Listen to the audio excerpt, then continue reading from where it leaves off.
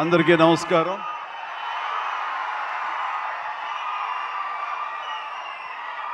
మా అభిమానుల్లో ఆనాటి నుంచి ఈనాటి వరకు క్రమశిక్షణ ఏమీ మారలేదు. అదే క్రమశిక్షణ, అదే ఉత్సాహం. మాట్లాడేవాళ్ళు ఏం మాట్లాడతారు ఇందామంటే కూడా వినపడని అంత గొడవ చేస్తున్నారు మీరు. మీ ఉత్సాహానికి, మీ ప్రోత్సాహానికి మరొకసారి అందరికీ పేరు పేరున అభిమానులకు నేను స్వాగతం పలుకుతూ, మీ ఉత్సాహం మమ్మల్ని ఇంత వాణి చేసింది, మా రామ్ చరణ్ ఇంత వాణి చేసింది. సో ముఖ్యంగా మీ అందరికీ నా స్వాగతం పలుకుతూ, ఈ రోజున ఇక్కడికి నేను ఒక అతిథిగా వచ్చిన, ముఖ్యంగా ఒక సీనియర్ నటుడిగా, ఈ సినిమా మీద ప్యాషన్ ఉన్నటువంటి ఒక వ్యక్తిగా, ఈ రోజున ఈ సినిమా ఇంత పెద్ద హిట్ చేసినందుకు ప్రతి ఒక్కరికి యూనిట్తో పాటు నేను కూడా ధన్యవాదాలు తెలియజెప్పాలని వచ్చాను. ఇలాంటి సినిమాలు రావాలి, పరిశ్రమ సుభిక్షంగా ఉండాలి, కళకళలాడుతూ ఉండాలి. దానికోసం ఈ సినిమాని ఇంత పెద్ద హిట్ చేసినటువంటి ఈ సినిమా ఇంత విజయం సాధించినందుకు దోహదపడినటువంటి ప్రతి ఒక్కళ్ళకి నేను కూడా బాధ్యతగా నా హృదయపూర్వక ధన్యవాదాలు చెప్పుకోవాల్సిన సమయం ఇది. అండ్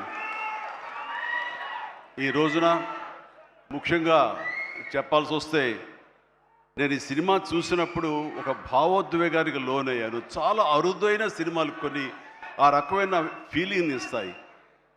ఆ సినిమాలో నేను ఒక క్యారెక్టర్ని, ఒక ట్రైబల్స్ యొక్క జీవన విధానాన్ని, వాళ్ళ ఆవేదాన్ని, వాళ్ళ బాధని, వాళ్ళ పోరాటాన్ని ఇన్ని చూడగలిగానే తప్ప ఇదో సినిమా బాగా చేశారు, బాగా యాక్ట్ చేశారు, అద్భుతంగా చిత్రీకరించారు డైరెక్టరు, ప్రొడ్యూసర్ బాగా రిచ్గా చేశారు అన్న భావం పోయింది. కేవలం ఒక ట్రాన్స్లోకి వెళ్ళినటువంటి భావం కలిగింది. ఎన్నో చోట్ల నేను కూడా క్యారెక్టర్తో పాటు క్యారియర్ అయిపోయి ఒక ఉద్వేగానికి లోనయ్యాను. వాళ్ళతో క్యారెక్టర్తో పాటు నేను ఆ బాధను అనుభవించాను. వాళ్ళ పోరాటంలో నేను ఒకనయ్యి ఈ సినిమాలో ట్రావెల్ చేశాను చూస్తున్నంతసేపు. అంటే ఇంత పవర్ఫుల్ సబ్జెక్ట్, ఇంత ఎమోషనల్ సబ్జెక్ట్, ఇంత మోటివేషనల్ సబ్జెక్ట్, ఇంత ఇంటెన్సిటీ ఉన్న సబ్జెక్ట్ని ఎన్నుకొని దాన్ని చరణ్కి తను న్యాయం చేస్తాడని నమ్మినటువంటి వ్యక్తిగా, డైరెక్టర్గా మొట్టమొదటిగా నేను బుచ్చిబాబుని మనస్ఫూర్తిగా సభాముఖంగా నేను నా హృదయపూర్వక అభినందనలు తెలియజేస్తున్నాను.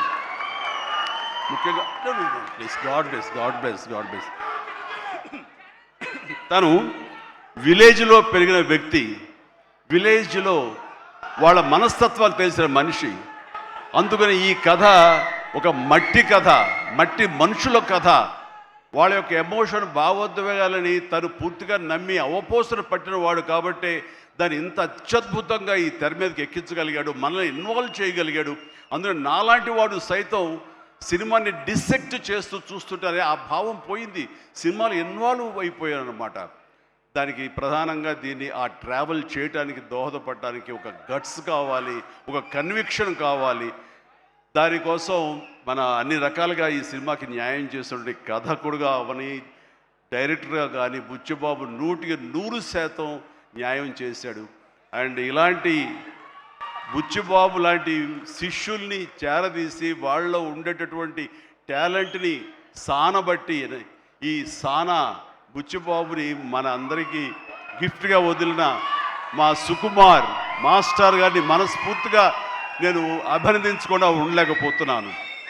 నిజంగా ఇలాంటి మట్టిలో మాణిక్యాల్ని వెలికి తీసేటువంటి ఒక దార్శనికుడు, ఒక ఫ్యూచర్లో ఇలాంటి వాళ్ళు ఇండస్ట్రీకి రావాలి అంటూ అలాంటి వాళ్ళకి అవకాశం కల్పించేటువంటి సుకుమార్ని నేను ఈ సందర్భంగా మనస్ఫూర్తిగా నేను అభినందించాల్సింది ఉంది. Thank you Sukumar. అలాంటి శిష్యులు మాకు అప్పగా ఇండస్ట్రీకి అవసరం. అండ్ ఇక ఈ సినిమాలో ప్రధానంగా ఇలాంటి సినిమాలు చిత్రీకరించాలంటే కనుక ఎంత డబ్బు అవుతుంది, ఏంటి బడ్జెట్ ఎంత, ఏంటి, దేనికి నెరవకుండా ఒక సినిమా తీయాలి. రామ్ చరణ్ నాకు చేస్తాను, నన్ను ప్రొడ్యూసర్ చేస్తాను, ప్రొడ్యూసర్గా నాకు సినిమాలు ఇస్తానని ఆయన రంగస్థలం టైంలో మాట ఇచ్చాడు సార్. దాన్ని నిలబెట్టుకుంటూ మళ్ళీ నాకు ఈ అవకాశం కల్పించాడు. కాబట్టి రామ్ చరణ్ గారు నా మీద పెట్టుకున్న నమ్మకానికి నేను దీన్ని ఎంతైనా సరే డైరెక్టర్ యొక్క విజన్ మేరకు దీన్ని నేను ప్రజల ప్రేక్షకుల యొక్క దీన్ని మనల్ని పొందేందుకుగా నేను సర్వశక్తులు వడ్డీ నేను మొత్తం ధారపోసి సినిమాను అత్యద్భుతంగా తీస్తానని ఆ గట్స్ ఉన్నటువంటి నిర్మాత సతీష్ కిల్లారు, ఆయనకి మనస్ఫూర్తిగా నేను అభినందించాలి. ఎందుకంటే దీంట్లో ఎన్నో కష్టాలు వస్తాయి, ఎన్నో బాధలు వస్తాయి. ఫైనాన్షియల్గా వయబుల్ అవ్వచ్చు, కాకపోవచ్చు, డబ్బులు మిగలచ్చు, మిగలకపోవచ్చు, లాభాలు రావచ్చు, రాకపోవచ్చు, ఏమి కాదు. ఒక అత్యద్భుతమైన కథ. ఈ కథకి నిర్మాత అనిపించుకోవడం కంటే నాకు కావాల్సింది ఏముంది అంటూ ఆయన ఈ కథను నమ్మారు. అంత మంచి పేరు వచ్చింది దీనికి. కాబట్టి ఈ సందర్భంగా దీని వెనకల వెన్నుదన్నుగా నిలబడ్డటువంటి కిలార్ సతీష్ గారికి కూడా నా అభినందన తెలియజేస్తున్నాను. ఇక రామ్ చరణ్ మిగతా విషయాలు మాట్లాడబోండి. రామ్ గురించి మాట్లాడాల్సి వస్తే ఎవరికైనా ఏమనిపిస్తుందంటే బిడ్డ గురించి మాట్లాడుతుంటే అది ఆయుక్షీణం అంటారు. బిడ్డ గురించి మాట్లాడమంటే కనుక నా గురించి నేను మాట్లాడినట్లుగా ఉంటుంది అనుకుంటారు. అవన్నీ పక్కన పెడితే ఒక తోటి నటుడుగా ఈ ఇండస్ట్రీలో ఒక సీనియర్ యాక్టర్గా ఇలాంటి ఇంటెన్సిటీ, ఇలాంటి ఇన్వాల్వ్మెంట్ తోటి, ఇంత హై యాక్షన్ తోటి, డ్యాన్సులతోటి, ఎమోషనల్ సీన్స్ తోటి అన్ని రకాలుగా, అంటే ఒక ఆర్టిస్ట్కి ఎన్ని రకాల కోణాలు ఉండాలి, అన్ని కోణాలను పరిపక్వత సాధించి దాన్ని 100% బియాండ్ 100% తెర మీద చూపించేటువంటి చరణ్ నేను మనస్ఫూర్తిగా అభినందిస్తున్నాను. ఒక తండ్రిగా గర్వపడుతున్నాను. రంగస్థలం, మన సుకుమార్ గారి సినిమా రంగస్థలంలో వావ్ ఎంత బాగా చేశాడు, ఎంత అద్భుతంగా చేశాడు అని అనుకున్నాం. కానీ అలాంటి రంగస్థలాలు రావాలంటే మళ్ళీ ఎన్నేళ్ళు పడుతుందో ఏవో తెలియదు. ఎందుకంటే ఇవన్నీ కూడా అప్పుడప్పుడు తారసపడే గొప్ప అవకాశాలు ఒక ఆర్టిస్ట్కి పెర్ఫామ్ చేయాలనుకునే వాళ్ళకి. మిగతా అవన్నీ కమర్షియల్గా వస్తుంటాయి, మనం అందులో రాణిస్తాం, మెప్పిస్తుంటాం, డబ్బులు వస్తుంటాయి, అన్నీ వస్తుంటాయి. కానీ ఆర్టిస్ట్గా చిరస్థాయిగా నిలబడే సినిమాలు కొన్నే ఉంటాయి. అందులో రాజమౌళి సినిమా మగధీర కానివ్వండి, ఆర్ఆర్ సినిమాలు కానివ్వండి, సుకుమార్ రంగస్థలం కానివ్వండి, ఇంత త్వరగా ఒక 3-4 ఇయర్స్ గ్యాప్లో మళ్ళీ ఇలాంటి లాంటి సినిమా వస్తుందని నేను ఊహించలేదు. రియల్లీ ఆ రకంగా చరణ్ చాలా అదృష్టవంతుడు ఈ క్యారెక్టర్ రావటానికి. ఈ క్యారెక్టర్లో నేను చూస్తుంటే కాసేపు చరణ్ సినిమా అని కూర్చోనే తప్ప నేను కానీ వాళ్ళ మమ్మీ కానీ థియేటర్లో చరణ్ మాకు కనిపించలా, పెద్దే కనపడుతూ వచ్చాడు, పెద్దే ఆలరిస్తూ వచ్చాడు. సో ఇది చాలా రేరుగా ఉంటుంది. సినిమా అలా కట్టిపడేయటం, క్యారెక్టర్లో కట్టిపడేయటం అంటే కనుక తను ఆ క్యారెక్టర్ని అవపోసన పట్టాడు, దాన్ని పూర్తిగా దాన్ని నమ్మాడు. ఆ క్యారెక్టర్ డైరెక్టర్కి ఏం కావాలో అది డెలివరీ చేయాలన్నాడు. ఒకే ఒక సంకల్పంతో ఉండకపోతే, అంత కఠోరంగా దాన్ని నమ్మి వెళ్ళకపోతే అతను ఖచ్చితంగా ఇందులో ఇంత సక్సెస్ అయ్యేవాడు కాదు. ఇంతమంది చేత ఇలా శభాష్ అనిపించుకునేవాడు కాదు. చెప్పాలంటే ఈ సినిమా చరణ్ మనల్ని సంతోషపెట్టాడు, మన చేత ఆనందంగా గెంతులు వేయించాడు, మన చేత బాధ పెట్టాడు, ఆ బాధకు మనం లోనయ్యేలా చేశాడు, ఆఖరికి విజయం సాధించాడు. ఇలాగా ఎన్ని రకాలుగా చూసుకున్నా సరే ఈ పెద్ద క్యారెక్టర్లో తను రాణించిన విధానానికి, తను పడ్డ కష్టానికి నేను మనస్ఫూర్తిగా నా అభినందనలు తెలియజేస్తూ మరొక ఎన్నో విషయాలు చెప్పాలి. అందులో మరొక విషయం ఏంటంటే ఆర్టిస్టులు అనేవాళ్ళు వాళ్ళ క్యారెక్టర్లో ఎమోషన్ వాళ్ళు ఓన్ చేసుకుని ఫీల్ అవ్వాలి తప్ప వాళ్ళు ముఖవళికలతోటి, ఫేషియల్ ఎక్స్ప్రెషన్స్ తోటి, ఫేషియల్ మజిల్స్ తోటి రాణించి రక్తి కట్టించాలన్నది పెర్ఫెక్ట్ యాక్షన్ కాదు. చాలామంది గొప్ప యాక్టర్లు ఉంటారు, వాళ్ళందరూ కూడా వాళ్ళు తెర మీద బాధపడుతూ మనల్ని బాధ పెడతారు. కానీ లోపల ఉన్న ఫీల్ని వాళ్ళు ఫీల్ అవుతూ తన మనసు లోపల అంతర్గతంగా ఏమి ఫీల్ అవుతాడో దాన్ని కళ్ళ ద్వారా మాత్రమే చూపిస్తూ మనల్ని కంటతడి పెట్టించే విధంగా చేశాడే, అది పరిపూర్ణమైనటువంటి నటన, పరిపక్వత ఉన్నటువంటి నటన. ఈ రోజున రామ్ చరణ్లో ఆ పరిపూర్ణత, పరిపక్వతను నేను 100% నేను సాటిస్ఫై అయ్యే విధంగా చేయగలిగాడు. మీరందరూ కూడా ఆశీస్సులు అందించే విధంగా, దాన్ని ఆమోదించే విధంగా ఈ రోజున తెర మీదకి కనిపించిందంటే కనుక అది దాన్ని మనస్ఫూర్తిగా ప్రతి ఒక్కళ్ళం అభినందించాల్సినటువంటి ఇది. ఇక సినిమాని మనసుతోటి ఎలా ఫీల్ అయ్యి చేశాడో అది అలా ఎగ్జిబిట్ అయింది కాబట్టి మన మనసును తాకాడు. అది పక్కన పెడితే ఏ రకంగా బాడీ ట్రాన్స్ఫార్మ్ అయ్యాడు. ఒక నిమిషం ఆగండి, మీరు బాధ్యతగా వినండి. నేను చెప్పే విషయాలు మీ అందరిని కూడా మోటివేట్ చేసే విషయాలు, అందుకనే మీరు క్రమశిక్షణతో ఉండండి. Thank you very much. Please ఒక నిమిషం. మీరు ప్రతి వాళ్ళకి ఒక ధ్యేయం ఉండాలి. ఆ ధ్యేయంని మనం ఓన్ చేసుకోవాలి. ఆ గోల్ వైపు వెళ్ళేందుకు ఫిజికల్ కష్టం అయినా సరే ఎలా పడాలంటంలో ఈ రోజున ఒక స్టార్ కొడుకు గోల్డెన్ స్పూన్తో పుట్టాడు. చరణ్కి అవసరం లేదు, డైరెక్టర్ ఏం చెప్పాడు అది మెకానికల్గా చేసి వెళ్ళిపోతే ఇదే సినిమా ఇదే హిట్ అవుతుంది, ఇంతే అవుతుందేమో తెలియదు, కానీ దాన్ని మించి అయ్యింది, బియాండ్ 100% అయ్యింది అంటే కనుక చరణ్ వన్ మ్యాన్ షో అంటున్నాడు. అన్న మీరందరి చేత నేషనల్ అవార్డు వస్తుంది, నేషనల్ అవార్డు విన్నింగ్ పెర్ఫార్మెన్స్ అంటున్నారంటే అవార్డు రానివ్వండి రాకపోనివ్వండి అది పెద్ద సమస్య కాదు. ఈ రోజున రంగస్థలాన్ని కూడా రావాలని నాతో సుకుమార్ గారు ఎన్నోసార్లు అన్నారు. ఇది అవార్డు విన్నింగ్ పెర్ఫార్మెన్స్ అని అంత బాగా చేశాడు మన చరణ్ అంటే అవార్డు రావాల్సిన అవసరం లేదు. అవార్డు రావడం ఎన్నో దారులు ఉంటాయి, రావచ్చు రాకపోవచ్చు, బట్ ప్రజల మనుషుల్లో ఎంత అత్యుత్తమ నటన ఇచ్చాడన్నారే దాన్ని మించిన అవార్డు ఇంకోటి ఉండదు అనేది నేను ప్రగాఢంగా నమ్మిన విషయం. కాబట్టి చరణ్ వాళ్ళందరూ ఒక way of expression award winning performance అంటుంటే కనుక థ్యాంక్ యూ సో మచ్ అనుకోవాలి. కానీ ఈ సినిమాలో తన బాడీగా ట్రాన్స్ఫార్మ్ అయ్యింది. నేను ఎవ్రీ డే ఇంట్లో చూసేవాడిని. ఎర్లీ మార్నింగ్ లెగిచి ఎక్సర్సైజ్ చేసి క్రమం తప్పకుండా ఎక్సర్సైజ్ చేసి మళ్ళీ పగలంతా ఇక్కడ యాక్షన్ సీక్వెన్స్లో పాల్గొని అలిసిపోయి ఇంటికి వచ్చి స్నానం చేయకుండా మొహం గడుక్కుని ఒక సూప్ తాగి కొంచెం ఎనర్జీ గెయిన్ అయిన తర్వాత మళ్ళీ 9 to 10 ఈవినింగ్ మళ్ళీ ఎక్సర్సైజ్ చేసేవాడు. నేను అన్నాను అవసరమా ఇది ఇలా చేస్తున్నాడు వీడు, అవసరమా అంటే లేదు రేపు మార్నింగ్ మళ్ళీ ఫ్రెష్గా ఉండాలి బాడీ, లేకపోతే సహకరించదు, రేపు పొద్దున మళ్ళీ యాక్షన్ సీక్వెన్స్లు ఉన్నాయి, ఈ రెజ్లింగ్ ఉంది నాకు అది ఇది అని చెప్తుంటే కనుక వాళ్ళ అమ్మ చాలా బాధపడిపోతుంటుంది. కానీ నాకైతే మాత్రం శబాష్ కష్టాన్ని నమ్ముకున్నాడు, నాకేంట్లే అనే ధోరణిలో లేడు. నేను మనస్ఫూర్తిగా అంతరాలలో మనసుల్లో నేను తన్ని చాలా ఎప్రిషియేట్ చేస్తూనే ఉండేవాడిని.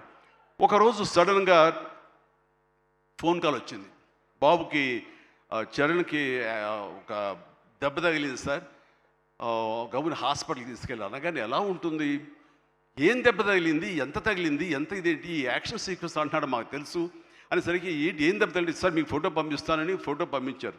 ఫుల్ ఈ కన్ను కన్నంత ఎర్రగా అయిపోయి కిందంతా రక్తధారతోడు వస్తే ఆ స్టిల్ చూసిన తర్వాత కన్నుకి ఏమైనా అయిందా, కన్నే పోయిందా అనే భావంతో కంగారు పడిపోయాం. వాళ్ళ అమ్మకు చూపించకూడదా అని చెప్పేసి ఏంటంటే ఇది బాబు హాస్పిటల్ చిన్న ట్రీట్మెంట్ అంట, ఏదో చిన్న ఇదంట అని అన్నానే. కానీ ఆ డాక్టర్ మన సుధాకర్ ప్రసాద్ గారు, ఆయన కాస్మెటిక్ సర్జన్, ఆయన చూసి ఆయనతో మాట్లాడిన తర్వాత చాలా అదృష్టం అండి, కన్ను గుడ్డు పోవాల్సింది పోకుండా ఐబ్రోకి కింద నుండి బోన్ దగ్గర అవతల ఒక డ్రెస్లర్ ఒక గుండు వచ్చి హిట్ చేసింది, అది కట్ అయింది కిందంతా, అంతే తప్ప ఇంకేం కాలేదు, అవి నేను ఎలాంటి ఇబ్బంది లేకుండా నేను స్టిచెస్ చేస్తున్నాను అని చెప్పేసి అంటున్నాడు. ఒక 7-8 పడ్డాయి ఫీచర్స్.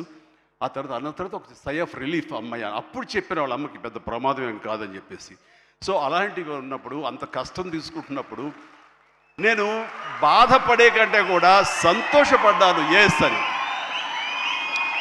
ఇలాగా ఇది జరుగుతున్నప్పుడు నాకు ఒక పాత ఇన్సిడెంట్ ఒకటి గుర్తుకొచ్చింది. గూండా సినిమా, అది 1983 ఎండ్లో అనుకుంటా, బహుశా నాకు ఇంకా అప్పుడు చరణ్ పుట్టలేదు, మరి కడుపులో పడ్డాడేమో తెలియదు నాకు, ఆ సినిమా టైమింగ్ అది తెలీదు. ఆ సినిమాలో ఒక ట్రైన్ కింద నేను హ్యాంగ్ అవుతూ ఆ రాడ్ పట్టుకుని క్రాల్ అవుతూ పాకుతూ వెళుతూ ఉంటే రన్నింగ్ ట్రైన్లో ఒక 30-35 కిలోమీటర్ స్పీడ్లో వెళ్తుంటే కెమెరాలు 4 పక్కల ఫిక్స్ చేసేసారు. అలా చేసుకుంటూ వెళ్ళిన తర్వాత అక్కడ మా నాన్నగారు ఉన్నారు. ఆయన అప్పుడప్పుడు నా షూటింగ్స్కి వస్తుండేవారు రాజమండ్రి అటు వెళ్ళినప్పుడు. ఆయన చూసిన తర్వాత ఎందుకో కడుతారు, డూపో లోపల పడుకుంటాడేమో అనుకుంటే నేనే పడుకునేసరికి నాన్న కంగారు పడ్డారు. ఒక 2 కిలోమీటర్ల తర్వాత బండి ఆగింది. అక్కడి నుంచి మళ్ళీ తిరిగి వెనక్కి వచ్చేసరికి నాన్న కంగారుగా, ఇంత కష్టం పడాలా నువ్వు, ఇలా చెయ్యాలా, ఇలాంటి షార్ట్లు డూప్లు ఉంటారు కదా, నువ్వెందుకు వెళ్ళాలి, ట్రైన్ కింద నువ్వు దూరటం ఏంటి, వెళ్ళటం ఏంటి, ఒక 3 ఇంచెస్ కిందకి వెళ్తే కంకర్రాళ్ళు తగులుతుంటాయి కదా, ఏమైపోతావు అని చెప్పేసరికి, నాన్న ఇలాంటి చేయకపోతే కనుక మరి నా అభిమానులు ఎలాగా ఆనందపడతారు, వాళ్ళని అలరించడం కోసం నేను చెయ్యాలి, మీరు ఇలాంటివి చెప్పి నన్ను డిసప్పాయింట్ చేయకండి, మీకు తెలియదు ఊరుకోండి, ఏం పర్లేదు, ఏం కాదు, అన్ని రకం జాగ్రత్తగా ఉన్నాం కదా అంటే, ఇప్పుడున్నంత సేఫ్టీ హార్నెస్లు కానీ సేఫ్టీ ప్రికాషన్స్ కానీ ఆ రోజులు లేవు. మన చేతి బలంతో హ్యాంగ్ అవుతూ వెళ్ళాలి. అండ్ అది చూసిన తర్వాత నాన్న ఒక మాట అన్నారు, రేపు పొద్దున అమ్మాయి కడుపుతో ఉంది, అది అమ్మాయి పుడతారు అబ్బాయి పుడతారు మాకైతే తెలియదు, కానీ వాడు అబ్బాయి అయితే కనుక వాడు రేపు పొద్దున సినిమాలోకి వస్తే కనుక వాడు స్టార్ అయితే, వాడు ఇలాంటి కష్టాలు పడితే, ఇలాంటి దెబ్బలే తింటే నా బాధ ఏంటో నీకు అప్పుడు తెలిసి వస్తుందిరా అని చెప్పి నాన్న అన్నప్పుడు లేదు. ఈ కంటి మీద దెబ్బ తగిలింది, మణికట్టు ఫ్రాక్చర్ అయ్యింది అని అన్నప్పుడు నాకు మా నాన్నగారు గుర్తుకొచ్చారు. ఆయన ఆ రోజే అన్నారు, ఆయన నోటి వాక్యం, ఆయన నోటి ఇది, ఆయన బాధతోటి ఉద్వేగంతో అన్నా సరే, ఈ రోజున నా బిడ్డ కష్టానికి ప్రతీక. ఏది ఈజీగా రాదు, nothing is short cut, nothing comes, అడ్డదారులు ఏది రాదు, ఆ కష్టపడితేనే వస్తుంది. ఎస్, అలా కష్టపడ్డాడు. ఈ సినిమాకి అంత మన్నలను పొందారు మీరందరి చేత. ఈ రోజున పెద్దియే అనిపించుకుంటున్నాడు, రామ్ చరణ్ కాదు అనేలాగా ఉంది అంటే కనుక అది చాలు. ఆ బిడ్డకు ఆశీస్సులు మీ అందరి నుంచి. ఇలాగే ఉంటాం మేము. ఎప్పుడు కష్టపడ్డ ఒకటే నమ్ముకున్నాము, కష్టపడతాం తప్ప ఏది షార్ట్ కట్లో కావాలని కోరుకోవు, ఒళ్ళు వంచి పనిచేస్తాం. ఈ రోజుకి అదే. ఈ రోజు కూడా చిరంజీవి గారు మీరేంటి 2 పూటలు ఇంకా ఎక్సర్సైజ్ చేస్తారంటే, అవకాశం ఉంటే 2 పూటలే చేస్తాను, బట్ ఒక పూట మాత్రం చాలా ఖచ్చితంగా చేస్తాను. ఇద్దరం జిమ్లో ఒకరిని పోటీ పడుతుంటాం అనమాట. మరి సరదాగా పర్సనల్ విషయాలు మీతో షేర్ చేసుకోవడం ఆనందంగా ఉంది. అండ్ చరణ్ ఈ సినిమాలో తను నటించలేదు, జీవించాడు. అందుకనే ఇంకా చిరంజీవి కాదు, తను చరణ్ జీవి అని మీ నుంచి వచ్చిన మాట ఇది. నిన్న కూడా ఢిల్లీలో పిఎం గారు నరేంద్ర మోడీ గారితో పాటు తను కూడా ఒక కాంక్లేవ్లో పాల్గొన్నాడు. రిపబ్లిక్ టీవీ కాంక్లేవ్లో పాల్గొన్నప్పుడు వాళ్ళు కొత్త కాయినేజ్ పెట్టారు, న్యూ ఏజ్ మెగాస్టార్ అని. ఎస్, మనం ఇలాంటి అవకాశాలు నాకు రాలేదు, కానీ చరణ్కి వచ్చింది. చరణ్ దాంట్లో నిరూపించుకుని ఒక అడుగు ముందుకు వెళ్తున్నాడు. కాబట్టి చరణ్ ముందుంచి నేను వెనక ఉండడం అన్నది సబబు, అది కరెక్టు. బిడ్డలు ఎదిగినప్పుడు, బిడ్డలు ముందుకు వెళుతున్నప్పుడు ఆ పొందే ఆనందం అంతా ఇంత కాదు. సో ఈ రోజున ఈ పెద్ది తర్వాత రంగస్థలంలో కొంతవరకు, ఇప్పుడు ఈ పెద్ది తర్వాత పుత్రోత్సాహం అనేది 100% నేను ఫీల్ అవుతున్నాను. అండ్ ఎవరో అన్నట్లుగా మరి బిడ్డ పైకి వచ్చాడు, బిడ్డ ఫుల్ ఫిడ్గా చేస్తాడు కదా, ఇంకా మీరు చెయ్యాలంటే ఆ విషయం మాత్రం ఎస్ చెయ్యాలి. నేను అంటాను, ఇప్పుడు పని చేయటం డబ్బు కోసమో లేకపోతే ఇంకోటి కోసమో లేకపోతే ఇంకా మీరు ఆర్టిస్ట్గా పేరు సంపాదించుకోవడం కోసం కాదు. ఇది పని చేయటంలో ఆనందం ఉంది, పని చేయటంలో ఒక ఎనర్జీ ఉంటుంది. సో అది పూర్తిగా జీవితకాలం అనుభవించిన నాకు, 47 సంవత్సరాల పాటు అనుభవించిన నాకు ఆ పని అంటే ఆ ఉత్సాహం అంతే. జస్ట్ 24 అవర్స్ బ్యాక్ మొన్న ఉదయం 4:30 లేచాను. ఎందుకంటే ఎక్కడో అల్యూమినియం ఫ్యాక్టరీలో నేను 8 o'clock షార్ట్లో ఉండాలి అంటే 4:30 లెగిస్తేనే కానీ నేను వెళ్ళలేను. 4:30 లేచాను, ఒక 1 hour ఎక్సర్సైజ్ చేస్తాను, మేకప్ అండ్ వెళ్ళిన తర్వాత ఏం ఓపిక అండి మీకు అట్లాగా, ఇంకా ఎన్నాళ్ళు పని చేస్తాను మా ఆవిడ అంటుంటే, సరే చాలు వెళ్ళమ్మా ఇలా చెప్పిన డిసప్పాయింట్ చేయకుండా నేను చేయాలి, చేయట్లో ఉత్సాహం అని చెప్పి. సో పని అనేది మాకందరికీ జీవన ఇది, మనకి అది ప్రతి ఒక్కరికి కావాలి, అది లైఫ్ లైన్ మనకి. సో పని చేసే విధంగా ఉండాలి. సోంబేరితనం కానీ, చూద్దాంలని పోస్ట్పోన్మెంట్లు కానీ, ప్రొకాస్టినేషన్స్ కానీ, ఇవన్నీ కూడా మా దగ్గరికి, మా ఇంట్లోకి రావు, మా గుమ్మంలోకి రావు, మా యొక్క కాంపౌండ్లోకి రావు. అందుకనే అదే కష్టాన్ని తను నమ్ముకున్నాడు, అదే కష్టాన్ని నేను నమ్ముకున్నాను. మా కష్టానికి ప్రతిఫలంగా మమ్మల్ని ఎక్కడో మీ గుండెలు ఎక్కడో పెట్టారు. అంత మంచి స్థానం మాకు ఇచ్చినందుకు చరణ్ తరపున, నేను మా కుటుంబం తరపున మీ అందరికీ మనస్ఫూర్తిగా, ప్రజానీకానికి, ప్రేక్షక లోకానికి, ఎవరైతే ఈ సినిమాని ఆదరించారో, చిన్న బిడ్డల దగ్గర నుంచి, టీవీల ముందు డ్యాన్స్ వచ్చే బిడ్డల దగ్గర నుంచి, థియేటర్లో కన్నీళ్ళు పెట్టుకుని ఎమోషనల్ అయినటువంటి యువత వరకు, అమ్మాయిలు కానీ, అబ్బాయిలు కానీ, పెద్దవాళ్ళు కానీ, వీళ్ళందరూ చూసి ఆనందిస్తుంటే నేను కూడా వావ్ చాలు, ఈ జన్మ కన్నా ఫీలింగ్ నాకు ఇచ్చాడు. Thank you Charan, love you రా, లవ్ యూ మై గాడ్. ఇక ఈ సినిమాలో ప్రత్యేకంగా చెప్పాల్సింది నెక్స్ట్ జగపతి బాబు గారు. జగపతి బాబు గారు ఆంగికం, ఆహార్యం టోటల్గా మారిపోయింది. అసలు జగపతి బాబు అనే ఆ వాయిస్ వినేంత వరకు నాకు తెలియదు. ఈ సినిమాలో ఒక ఆయువు పట్టులాగా ఉండి, ఒక సోల్ ఆఫ్ ద ఫిలిం అని చేసి తను పెర్ఫార్మెన్స్ తోటి ఆ సినిమా హీరోని, ఎవరైతే పెద్దని మోటివేట్ చేసే విధంగా ఆ క్యారెక్టర్ కన్సీవ్ చేయటం కానీ, ఆ క్యారెక్టర్ని తీర్చిదిద్దిన తీరు కానీ చాలా అద్భుతం. అలాగే ఒక హుందాతనంతో శివరాజ్ కుమార్ ఎందుకు పెట్టారా, ఏముంటుందో అనుకుంటే కనుక, చరణ్ లాంటి ఆర్టిస్ట్ని మీద అజమాయిషీ చేసేవాడు ఎవరైనా ఉండాలి అంటే వాడికి ఒక స్టామినా ఉండాలి, ఒక స్ట్రెంగ్త్ ఉండాలి, ఒక ఇమేజ్ ఉండాలి. అందుకనే శివరాజ్ కుమార్ నాకు సోదరుడు సమానం. తను తీసుకుని ఈ సినిమాలో హుందాతనంతో తను డిగ్నిఫైడ్గా తను చేసి క్యారెక్టర్కు నిండుదనం తీసుకొచ్చాడు. అలాగే తన అందచందాలతో ఆనాడు మా శ్రీదేవి తనయ జాహ్నవి కపూర్ తన అందాలతోటి, సాంగ్స్ తోటి అమ్మాయి అలరించింది.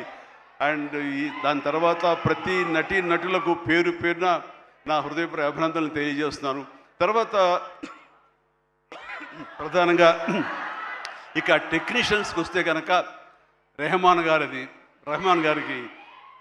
ప్రథమ తాంబూలం ఇవ్వాలి. రెహమాన్ గారు ఈ సినిమా ఎలా ఒప్పుకున్నారు, ఏమిటి, ఎలా ఒప్పించాడు, నువ్వే భాషతో మాట్లాడావని జోక్ చేస్తూ మాట్లాడుతున్నాం. కానీ ఒక మంచి కంటెంట్ ఉంటే కనుక ప్రాణం పెట్టి చేయాలనుకునే ప్రతి టెక్నీషియన్ దాన్ని ఓన్ చేసుకుంటాడు.